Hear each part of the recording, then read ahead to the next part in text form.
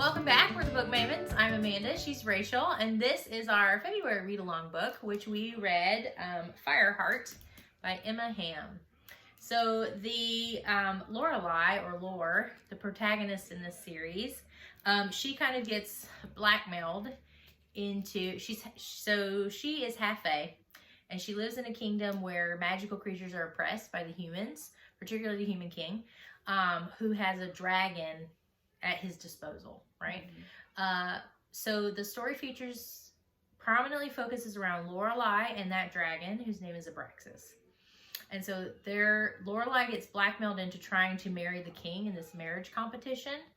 It's a little like selection, but not. Yeah, it's got selection vibes because he's like decided he needs a wife for these political reasons and he needs to have an heir. He's gross. He's awful. He's a good villain. He is a good villain. He's probably the most well developed, actually. Yeah, I'm the character. He's really good. Yeah. And then he has this dragon at his disposal, Abraxas, which you learn very quickly, spoilers, that the king holds something over Abraxas. That's how he's able to control the dragon, if you will, right? So Abraxas can change into a human form, which makes it interesting. So then he's actually able to more freely move around than a dragon would, because, you know, when he's a dragon, he's huge. Mm-hmm. So he's actually able to travel with the king, like in carriages. He's able to go places like to meals and banquets and things. He works kind of like his like right hand. Yeah. And a lot of people don't realize immediately. Lorelai doesn't for sure. For a long time. Yeah, she doesn't know that the dragon is Abraxas. So there you go. That's the summary. Now, first of all, what'd you think? Well, I mean, I always like a good reluctant hero, because you know it's the people who don't want to step up and do those things that end up doing the best job, right?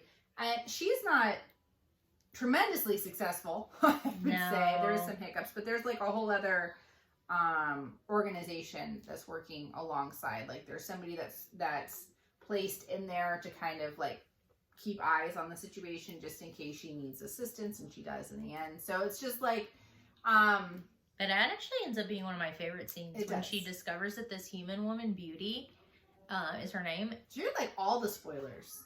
Sorry. All the spoilers out of Amanda's mouth here. My goodness. Sorry, it's true. Stop watching all now. All the spoilers. Anyway, that's one of my favorite scenes, is where she realizes that this person she thought was her friend. And she'd been like protecting her this whole time. Was actually put in place because they were very confident, like the leaders of the rebellion were very confident that she would. But she knew they were sending her into basically a suicide mission.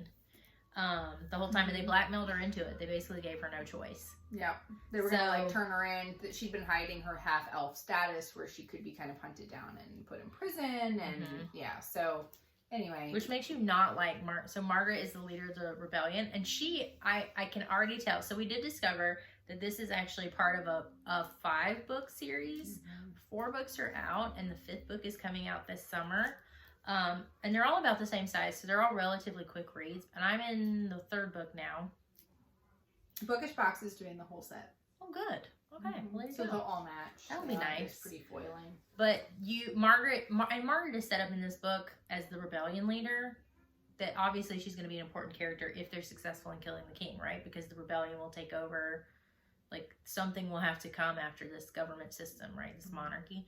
And Margaret is very unlikable in my mind. Like, the way she's survived is by not, because she is an elf. And so the way she survived is by not putting herself really out there. She talks about, like, I don't really take the risk. She's the puppet master. Yeah, she's the puppet master. And so the way she manipulates Lore, you super do not like her, like, immediately. But somehow I feel like sometimes that's just how it is. Sometimes there are people, in order to get things done, they have to do some really unsavory things. And it's not, you always have people who are in the back. I was thinking like kind of like the CIA. You always have people who have to kind of do the dirty work, the things that nobody wants to shed a light on. She's kind of like that person. She's kind of like that, but I also think, well, I'm not going to mix my stories here, but keep reading and that develops, as things progress. But the crux of the story surrounds Lorelai and Abraxas. So Abraxas is the dragon, and he is really there because, spoilers, sorry guys, there's no way to talk about him without talking about it. He feels like he's failed because he's considered the last dragon, right? he has eggs, and the king's father trapped the eggs in an enchanted case that only the king can open. Like every time Brexus has tried, it's almost killed him. Or others, right? So there's no way for him to get the eggs, and those eggs are essentially held over his head. She's gotta like break this spell that's on them for him to be able to get the eggs out. And so yeah, he lords it over them. It's really awful. It's awful. That's like, I'm telling you, that's some really good villain writing right there. Like he is distasteful. He is distasteful on a surface level, masking a deeply, truly horrible person underneath. Like it's really he's well done. What I like about it is that when Abraxas is talking about his relationship with the king's family, because he served his father, so he had seen this current king from a small boy growing up and not really going from probably like a relatively normal child to what he is now, which is pretty monstrous, and like what went wrong, kind of, because he saw him grow up, and a lot of it had to do with what his father did and everything. So it's interesting to see his reflections on how he ended up here, because Abraxas kind of thinks that there could be a side somewhere in there, had he not gotten so twisted, where he could have been okay. And that just didn't work out. Well, and dragons are so long-lived. Yeah. Actually, and like elves too. Like the way that Lorelai, they talk about the humans in terms of like they're so young, right? Yeah, he's hundreds of years old. So is she. She's 300, she says. So he looks at it, he's like, I'll just wait around for the next one, like kind of thing. Like sometimes he makes comments like that where he has nothing but time. And the mortality of the humans like really weighs on it. And so he looks at things from a very different time frame perspective, which is interesting in terms of like... It would be, I think, more like how immortals would really look at things. Like, oh, I just need to wait it out. Like, how much action do I need to do if I can just wait for this dude to die? Right, exactly. And so, I'll catch the next king. Yeah. He even talks about like, he's like, I'll wait till he has an heir. I'll kidnap the heir, raise him up better. He'll open the box. Kind of, you know, he looks like nothing but the long game. Now, Rachel did not really love that Abraxas could turn into a human. Because if you look at the cover, which obviously has really him in his dragon form, I love dragons. Everybody knows I love dragons, but I like dragons as dragons. I didn't love that he was human too. Like, I didn't like that he was a shifter. I would have preferred them being separate. Well, but I liked and then he had a dragon. I know you liked it. So the thing about Emma Hamm, she's an independent author. Something that I've noticed with her, as well as like if you've ever read like Elise Kova, I saw there's some similar vibes there sometimes with the writing style. Like sometimes you just think that independent authors perhaps should just push to get like an experienced editor sometimes. Like sometimes you have these threads that just don't get finished out to me, and the writing style can be a little rough or overly simplistic, and some things just don't get explained the best. This is something that I'm finding because I'm trying to read more indie authors, and I feel like this is a common issue, that the writing just doesn't flow as well as what you see sometimes with traditionally published authors. And I would agree with that. It's a fantastic idea, and the story is really good, but execution's there are moments where the writing's a little bit rough. And you can, like, when Rachel told me it was an indie author, I was like, oh yeah, totally. I mean, I can totally see it. Yeah. Because it does have, but I would say that's arguably probably the biggest push between indie authors and the traditional that it is the benefit of the editors and having an editor that you work with, just to polish it up a little bit. They're just a little rough around the edges, which can be fine. I mean, if the story is good and you enjoy the characters, I mean, as a reader, we know we overlook all kinds of things, all kinds of. I'm in the third book, so clearly it doesn't bother me that much. Yeah. But I actually liked that he was a shifter because it allows him to go more the adventure of the story, right? Because he's actually able to physically be more places. But I mean, from the purest sense. I mean, also it's a romance, and that's just not going to work. Well, but this one isn't very romance-centric, because really, honestly, she's playing him when she finds out he's the dragon and isn't really emotionally drawn to him. I didn't find that to be particularly strong in this book. It wasn't until the end where she kind of realized, well, maybe some of this is real on my side, because she really is playing him. And I will say that's a weaker plot point for me, where maybe an editor might have caught it, because they do talk about kind of throughout the book that they're drawn to each other and they're not really sure why. And she says that she finds a lot of comfort when he's in the room, but she thinks he's just the head guard, and she knows she probably should, like, and she trusts him with a huge secret very early on. And you know, so like, but then she finds out romantic. he's the dragon. It doesn't feel romantic to me. Like, this is a potential ally, is how she looks at it more than anything else. And see, that's... They make out in that hallway after dinner. But like, but she openly talks about that it was a way for him to build trust. That she wanted him to trust her because she wanted to have better access to the king. Well, and I think the part where for 3/4 she realizes that he's the dragon from her past. And she's mad about it. Mad about it.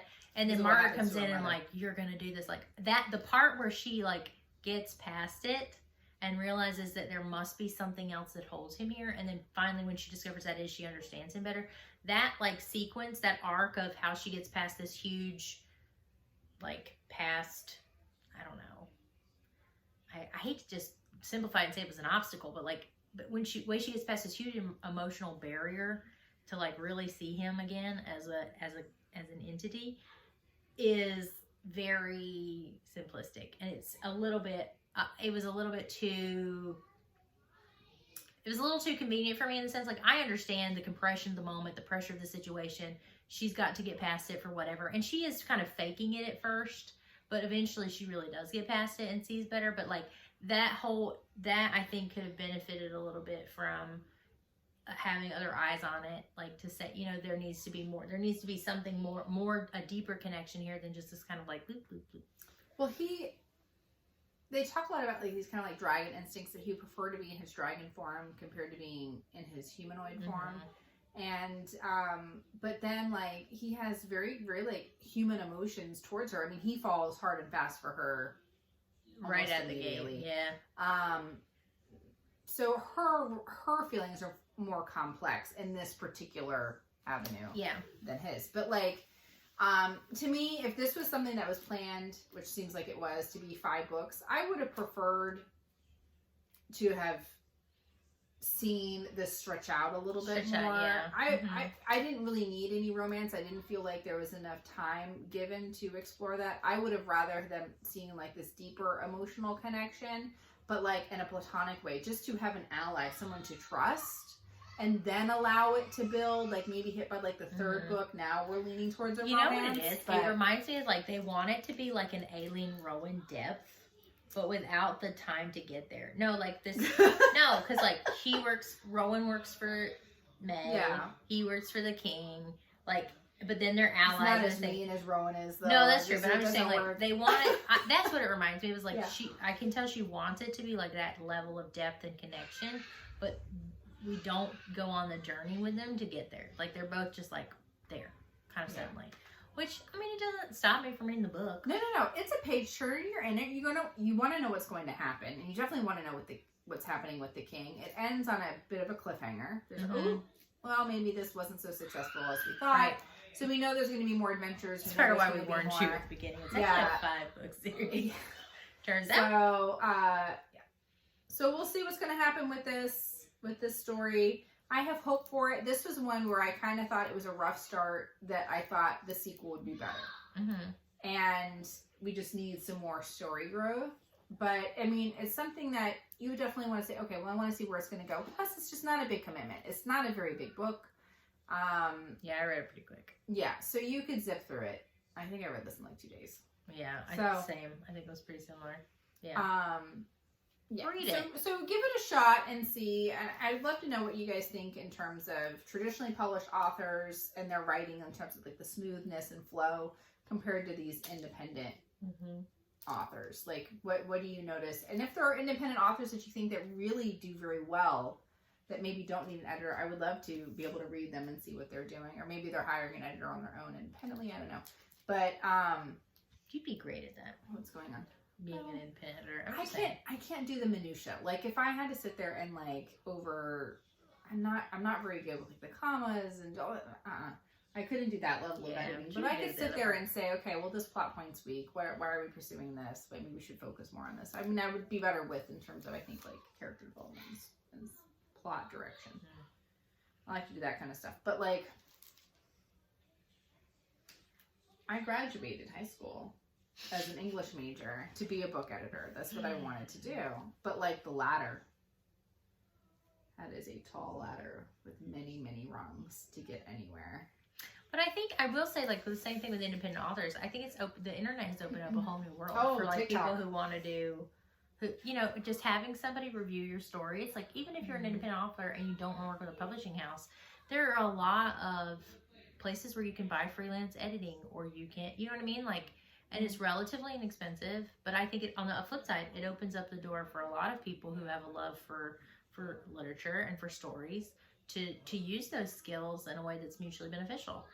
Not to bring the economics into it, guys, but I mean, look at those sisters or whatever who write Zodiac Academy, which are rough, man. You want to talk about some rough writing? You have to really have committed to something about that story to keep going. Sorry, I'm not praising it or trashing it. It's, will I read the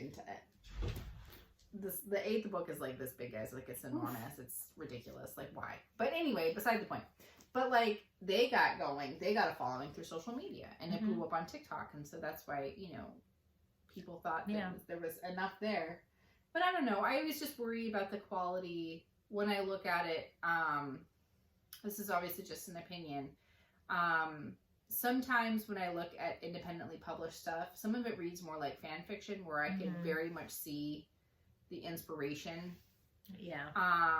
And to me, it I don't want to say like it borders on plagiarism, but it's like, it's almost like, and that they constantly want to have their stuff compared to really well-known authors like SJM, for example. You know, like always this, they're always trying to say, oh, it's just like ACOTAR, or it's just like Thornton Glass or whatever. It's like, okay, but is it really, or is this like overhyped fan fiction?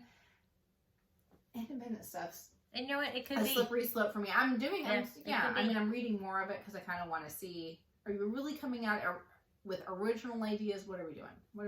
Yeah. So I think it's like most things that the internet has done. It's like, it has this fantastic potential, but also there's a lot of just not good stuff out there. It's hard to weed through. And that's the internet. Yeah, so for sure. Anyway, next month is March. And you know what that means. It's Mystery Month. So we're taking a little science fiction fantasy break. Amanda gets to pick the book. I help pick all the books, but this is where I really force Rachel to read mysteries because it's alliteration. Hey, I read biography. Okay. I read my Ralph Macchio. I was going to say it's Ralph Macchio. Which I'm not saying that doesn't count. I'm saying you had a pre-existing history with that book that maybe you're going to automatically love it. I mean, it meant you're going to automatically love it. I bought Alan Rickman's Truly Madly Deeply. Can't wait to read it. I actually probably will never be able to read that book without crying. So, well, on the back it talks about him filming Sense and Sensibility, which is my favorite Alan Rickman movie. So over Harry Potter is my. He is really. He's Colonel Brandon to me. It just is what it is. So I'm excited to just read about his diary entries, his recollections that he had recorded about his experience. So, but in March, we're going to read a mystery novel together. We're going to read The Guest List by Lucy Foley. Ignore the hideous re-sticker. Yeah, we hate permanent stickers. I actually picked this one. I actually listened to it as an audiobook, and it was amazing. I think if you go back to last year's Mystery March 2022. And we read several mysteries. It wasn't just one, right? But if you go back to the Agatha Christie and Then There Were None video, I love And Then There Were None. This gives you such good And Then There Were None vibes, but I think it will have many of the things in it that Rachel did not think the Agatha Christie one had. So never have I wanted to throw a book out a window as much as I did reading. Go back, even if you go back to the video, just to listen to the part where I am reading through her live texting me while she reads the book. It's worth it. But I'm very excited for her to try this version, which is much more modern. It is set in the current day. An exclusive wedding on a remote Irish island. The bride, the plus one, the best man, the wedding planner, the bridesmaid. All have a secret, all have a motive, but only one is a murderer. It's pretty good. The characters are super messy. And I think that I like a good mess. I think the moral gray messiness of it will also appeal to Rachel. Anyway, it's not very long. Yeah, it was not long. I think it's like a 10-hour audiobook. It's not long at all. So pick it up. 10 hours? Well, that's if you listen to it on regular speed. I listen to everything on like 1.5. Because they pause a lot between paragraphs and stuff. I don't do that. Anyway, pick it up. Join us on the last Tuesday of March and let us know what you think about it. Also, let us know what you thought about Fireheart and independent authors. Anything else you want to tell us in the comments? Mm-hmm. Oh, also, always looking for book recs. So yeah, always looking for book what you guys have been recommendations. reading and what you've been enjoying. Yeah, and we'll see you next time.